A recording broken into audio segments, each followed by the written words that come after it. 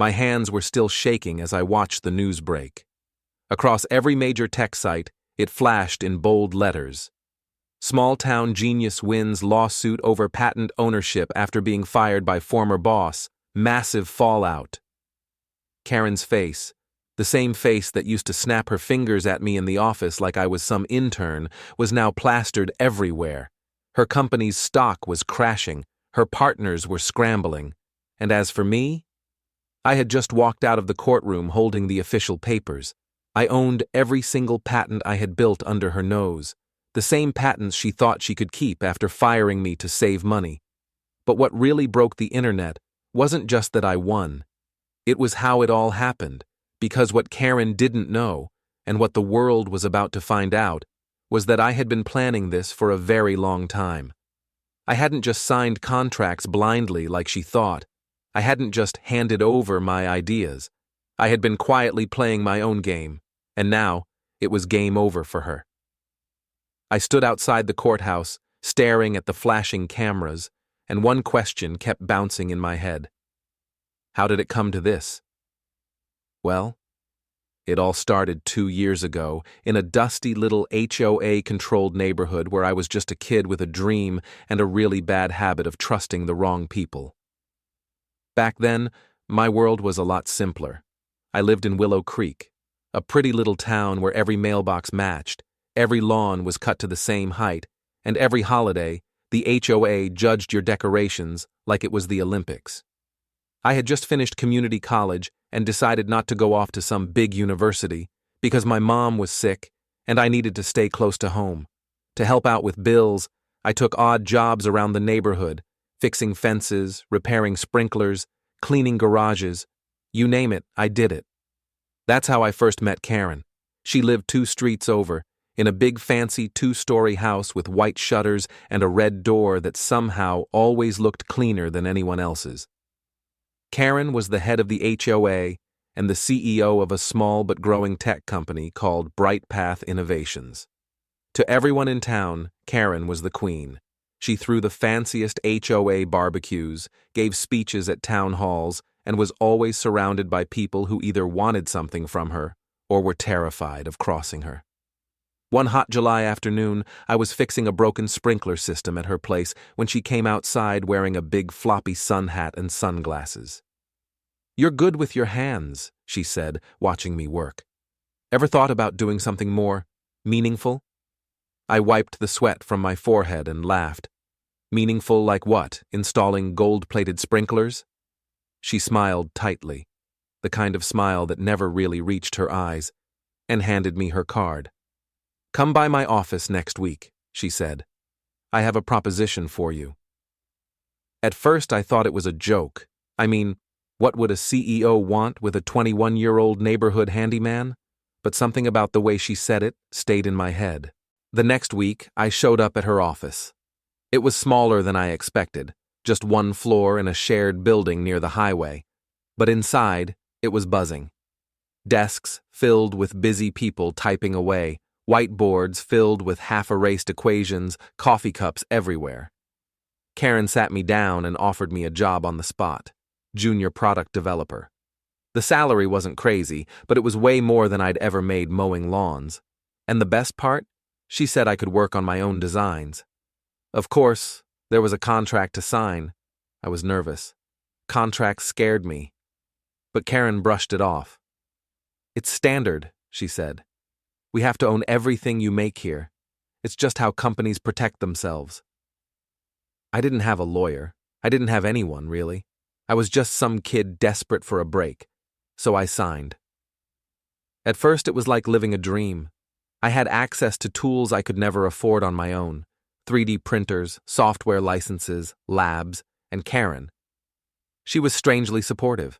She pushed me to dream bigger, design faster, think differently. In less than a year, I developed 3 prototypes that could change the world of smart home technology. A self-repairing sprinkler system, inspired by my handyman days. A smart HOA violation detector that automatically sent warnings to homeowners' phones. And my favorite, a tiny chip that could be embedded into home devices to make any dumb appliance smart.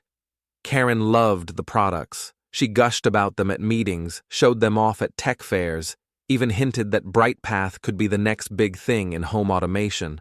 But what I didn't realize was that Karen wasn't just supporting me, she was setting me up. Behind the scenes, she was filing patents, but not under my name. She was registering everything under BrightPath. All my designs, all my sleepless nights, all my breakthroughs, they were quietly being taken from me. And then, just when BrightPath started getting offers from investors. Karen called me into her office. She smiled that tight smile again and said, "We're making cuts. It's not personal, just business." I was fired. Just like that. 1 second, I had a future. The next, I was standing outside the office building with a cardboard box full of my stuff and no idea what to do. But what Karen didn't know, what she never even thought to check, was that I hadn't been as naive as she assumed. The day she made me sign that contract, something inside me had felt wrong, so I did a little digging, talked to a lawyer friend of my mom's, and learned that if I made my prototypes at home, during my personal time, with my own equipment, the company couldn't legally claim ownership, even if I was an employee, and that's exactly what I had done. Every major breakthrough, every final design, they were built in my garage, on weekends, using my personal laptop and equipment. I had kept records, emails, timestamps, photographs, even shipping receipts for the parts I bought with my own money. At the time, I didn't know if it would ever matter. Now, standing jobless on the sidewalk, it was about to mean everything, and I wasn't just going to get my ideas back. I was going to bring Karen's entire empire crumbling down. But just as I was plotting my next move, something happened that made my blood run cold. I wasn't the only one Karen had wronged, and someone else, someone much angrier than me, was about to step into the picture. The next morning, I woke up to a knock on the door. Still half asleep, I shuffled over in my socks, expecting it to be a delivery. Instead, when I pulled the door open, a man in a wrinkled blue polo and dusty khakis stood there clutching a stack of papers. "You're Taylor, right?" he asked, squinting at me like he wasn't sure. "Yeah, who's asking?" He held out a business card. Riley Denton, private investigator. "I think we need to talk," he said. "It's about Karen Jennings." Hearing her name made my stomach twist. I stepped aside to let him in, and he sat down at my kitchen table like he'd done it 1,000 times before. "You're not the only one she burned," Riley said, spreading out the papers.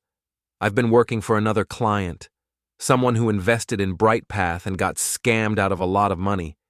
He hired me to find out if Karen was dirty, and buddy, she's dirtier than a muddy truck in springtime."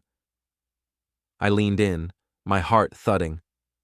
Riley showed me documents, records of fake invoices, ghost employees, even fake grant applications that Karen had filed under BrightPath's name to suck in more money. It was way bigger than just stealing my inventions.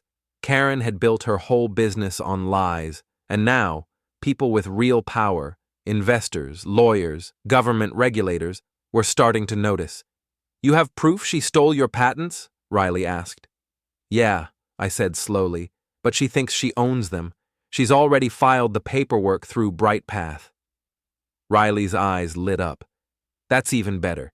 If we can prove she filed fraudulently, it's not just civil court, it's federal charges, wire fraud, patent theft. She could go to prison." Prison. The word echoed in my head. Part of me felt a little sorry for her, but then I remembered the way she smiled when she fired me, like it was funny, like I didn't even matter. "No mercy," I said quietly. Riley grinned. "That's what I like to hear." He slid a folder across the table. "Here's what you need to do first. File an ownership claim with the patent office.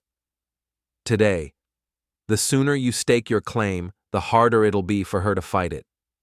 I spent the rest of the day putting everything together. Copies of my designs, emails showing my progress, photos of me working in the garage, receipts for materials. I piled it all up into one massive folder and sent it off.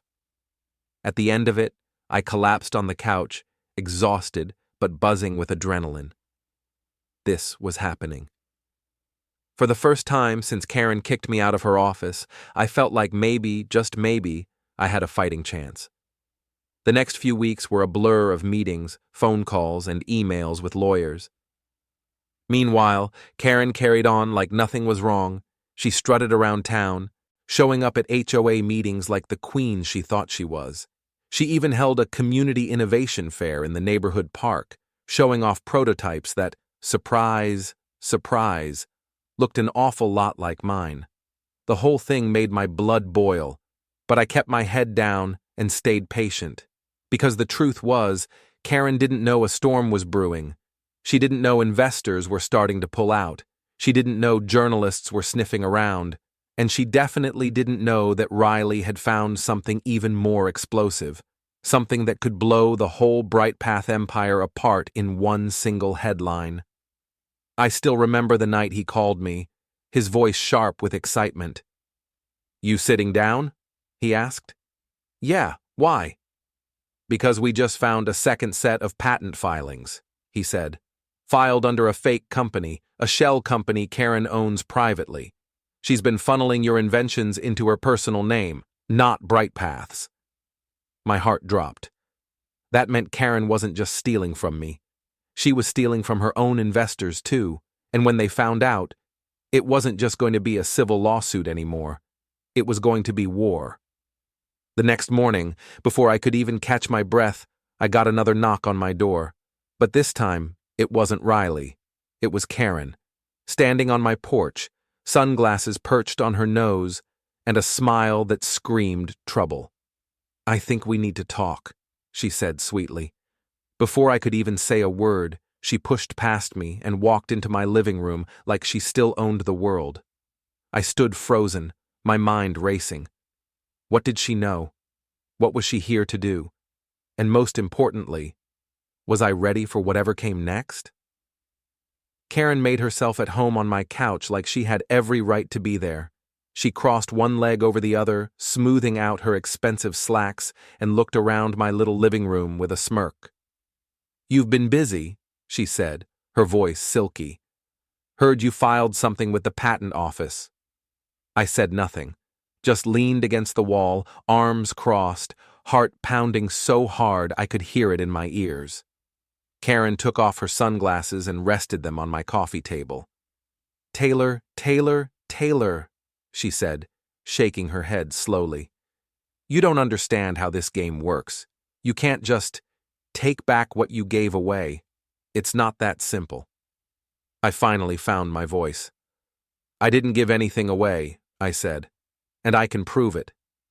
She laughed, actually laughed, like it was the funniest thing she'd ever heard. "You think a couple of pictures of you in a garage are going to stand up in court against a company like BrightPath?" she asked. I clenched my fists, but stayed silent. Karen leaned forward, her eyes sharp now. "Listen, kid, I'm willing to be generous. Withdraw your claim. Sign over your rights properly. I'll even throw in a nice little settlement, enough to keep you comfortable. Buy yourself a new truck, maybe even pay off your mom's house." My throat tightened. She knew about my mom's house. That wasn't an accident. That was a warning.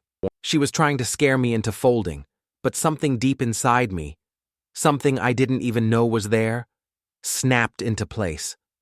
"No deal," I said, my voice steady. "This isn't just about money anymore." For a moment, Karen's face darkened. The mask slipped. Then she stood up, brushing imaginary lint off her sleeve. "You'll regret this," she said coldly. "I promise you." Without another word, she grabbed her sunglasses, stormed past me, and slammed the door so hard the windows rattled. I stood there for a long time, staring at the door. Part of me was terrified. Karen had power, money, connections. She could make my life a nightmare if she wanted to. But another part of me, the part that had worked late nights in a freezing garage, the part that had believed in myself when no one else did, felt stronger than ever. I wasn't backing down. The next few days were a blur. News about BrightPath's upcoming tech breakthrough was all over the town newsletter and the HOA's Facebook page. Karen had even scheduled a big reveal party at the Willow Creek Community Center. All the big names from town were invited: investors, council members, even a few local news stations. Meanwhile, Riley and I were building our case, brick by brick. The ownership claim had gone through. The patent office had flagged BrightPath's filings for review. And best of all, Riley had gotten a whistleblower inside BrightPath. Someone who had been quietly recording conversations with Karen for months. Her own people were starting to turn on her. Still, there was one thing that made my stomach twist with worry. Karen was desperate, and desperate people did reckless things. The day before the big community event, my fears came true. I was sitting in the kitchen, working on my final affidavit with Riley over the phone, when I heard the sound of glass shattering. I dropped the phone and ran toward the noise. Someone had thrown a brick through my front window. There was a note tied to it, written in thick black marker: "Back off or else." My hands trembled as I picked it up, heart racing. I stumbled outside, looking up and down the street, but there was no one in sight, just the wind blowing the fall leaves down the sidewalk. I knew in my gut this wasn't some random act of vandalism. This was Karen. This was her warning shot. The question was, would I back off, or would I finally stand up to the Queen of Willow Creek and watch her whole empire crumble at my feet? I tightened my grip on the note and walked back into the house, glass crunching under my boots. Tomorrow was the big reveal. Tomorrow, the whole town would be watching. And tomorrow, for the first time in my life, I was going to take back what was mine, no matter what it cost me. But just as I started sweeping up the broken glass, my phone buzzed on the counter. It was Riley. When I answered, his voice was low and urgent. "Change of plans," he said. "You're not going to the community center tomorrow." "Why not?" I asked, confused. "Because," he said, "Karen just filed a restraining order against you." I froze, the broom slipping from my fingers and clattering to the floor. "What?" "She's trying to block you from showing up," Riley said grimly. "If you set one foot on that property, you could get arrested." For a moment, the room spun around me. Karen wasn't just trying to scare me anymore. She was trying to erase me from my own fight. And the worst part? It was working. I stood in the middle of my kitchen, my heart pounding in my ears, trying to process what Riley had just told me. A restraining order? I hadn't even done anything wrong. "She's setting you up," Riley said, his voice hard. "She wants you to snap, show up angry, get arrested. That way, she can tell everyone you're unstable, discredit you before the truth comes out." I rubbed my forehead, feeling a pounding headache start to build. "Is there anything we can do?" I asked. There was a long pause on the other end. "Maybe," Riley said. "But it's risky. We have to be smarter than her. Beat her at her own game." I listened carefully as Riley laid out the plan. Instead of confronting Karen head-on at the community center event, we would send the evidence we had gathered: the fake company filings, the whistleblower recordings, the fraudulent patents, directly to the investors and the news stations.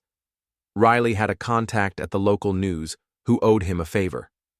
If everything worked, Karen's big reveal would turn into a public disaster without me even stepping foot near her. I didn't like the idea of hiding. It felt wrong. It felt cowardly. But Riley was right. If I walked into that event, I'd be playing right into Karen's trap. So that night, instead of preparing a speech or practicing what I would say, I sat in front of my laptop, hitting send over and over again. Investor after investor, reporter after reporter, HOA board member after HOA board member. Each one got a neat little package, all the proof, all the dirty secrets Karen thought she had buried. By midnight, it was done. All I could do now was wait. The next morning was strangely quiet. No brick through the window, no angry knocks at the door, just me pacing my living room, feeling like I was going to crawl out of my skin from nerves. At 10 a.m., sharp, the event started at the community center. I couldn't see what was happening. I couldn't hear the speeches or the crowd's reaction, but I didn't have to wait long. By 10:45 a.m., my phone started blowing up. First, it was texts from old neighbors. "Dude, what's happening? Karen looks like she's about to cry. They're shutting the event down." Then the news stations started calling. Then the lawyers. Then the investors. It was chaos. One of the investors, a guy named Mr. Langston, who had once tried to buy Brightpath outright, called me directly. "I had no idea," he said, his voice tight with anger. "She lied to all of us." Within hours, Brightpath's website was taken offline. Their social media accounts went dark, and Karen, she vanished. Didn't answer calls, didn't show up at HOA meetings, didn't even come home, from what the neighbors said. For a few days, it felt like I had finally won. I slept better than I had in months. I took my mom out for dinner at her favorite little diner in town. People who used to barely notice me at HOA barbecues suddenly smiled and waved when they saw me at the grocery store. It felt good. It felt right. But deep down, I knew it wasn't over. Because people like Karen don't just give up. They don't crawl away quietly. They plot, they scheme, and they wait for the perfect moment to strike back.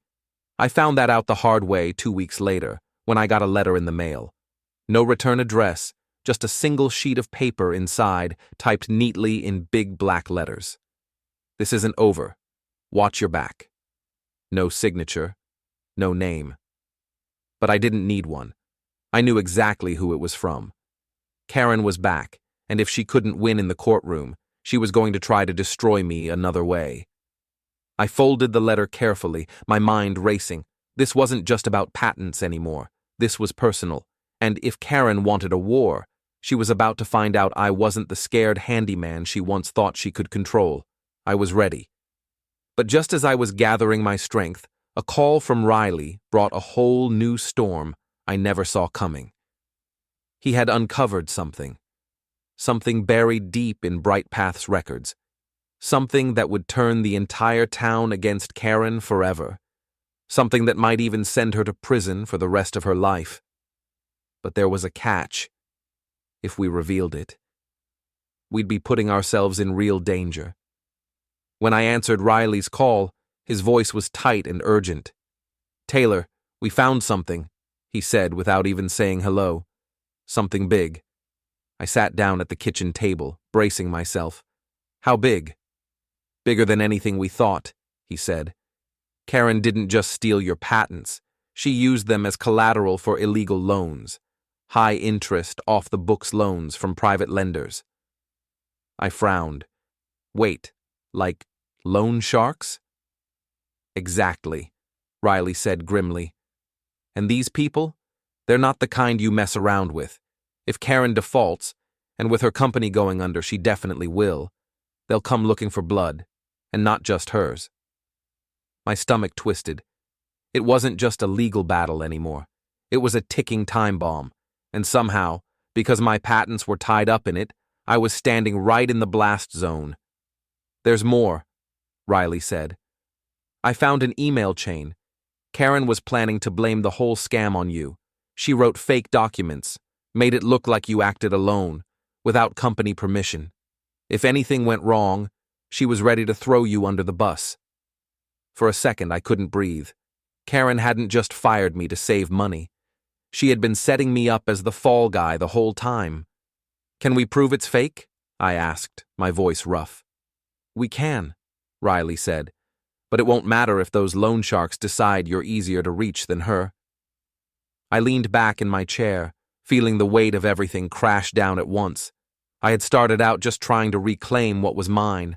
Now I was caught in a web of lies, fraud, and criminals who didn't care about the truth, only about getting their money back. "What do we do?" I asked. There was a long silence. "We go public," Riley said finally. "Full-on exposure, leak everything, not just to investors, to the police, to the FBI. Once it's out there, it'll be harder for Karen, or anyone else, to make a move against you without drawing attention." My gut churned. Going public meant stepping into a spotlight I never wanted. It meant putting my face on the news, telling my story to people who might not even believe me. but it also meant shining a light so bright that the snakes would have nowhere to hide. "I'm in," I said. The next few days moved fast. Riley coordinated with a major local news outlet. A reporter named Jenna Clark, known for taking down corrupt officials and shady businesses, agreed to meet with me. I sat down with her in a quiet coffee shop on the edge of town. The camera crew stayed outside while Jenna pulled out a recorder and leaned forward. "Tell me everything," she said, and I did. The long hours in the garage, the inventions, the fake contracts, the betrayal. I handed over the evidence, the emails, the patent filings, the whistleblowers' recordings.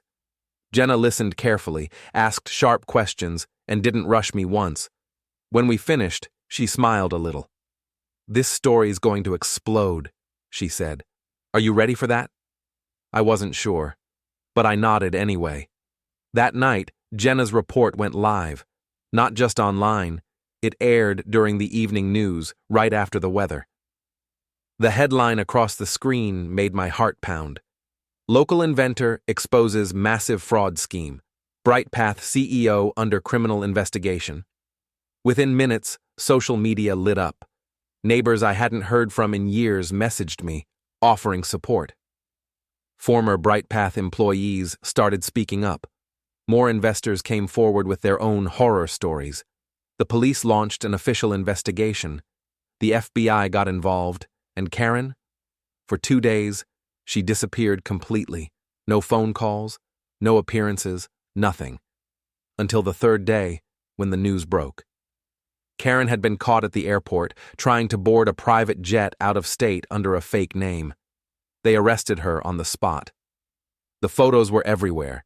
Karen Jennings, the Queen of Willow Creek, led away in handcuffs, her head bowed, her hair a mess. For the first time in a long time, I felt like I could breathe. The worst was over, or so I thought, because later that night, as I was sitting on the porch watching the sunset, my phone buzzed with a blocked call. I almost ignored it, but something made me answer. There was no voice on the other end, just heavy breathing. And then a low, scratchy whisper. "You think you're safe now? You're not. You have something that belongs to us." Click. The line went dead. I sat frozen, the phone still pressed to my ear, because suddenly I realized Karen might have been caught, but the people she owed, they were still out there, and they were coming for me next. The night after the call, I barely slept. Every sound outside made me jump. Every shadow looked like a threat. By morning, the fear had hardened into something else. Anger. I wasn't going to live like this. Hiding. Waiting for someone to come knocking in the dark. I called Riley first thing. He answered on the second ring. "I figured you'd call," he said. "I heard about the threats." "Yeah," I said, pacing the living room. "What do we do now?" "We need to finish this," he said. "Expose everything. Freeze Karen's accounts. Leave the people she owes with no reason to come after you." It sounded good, in theory, but Karen's mess was bigger than we thought. The more the investigators dug, the more they found. Offshore accounts, fake shell companies, shady contracts, and at the center of it all were my patents, the real gold.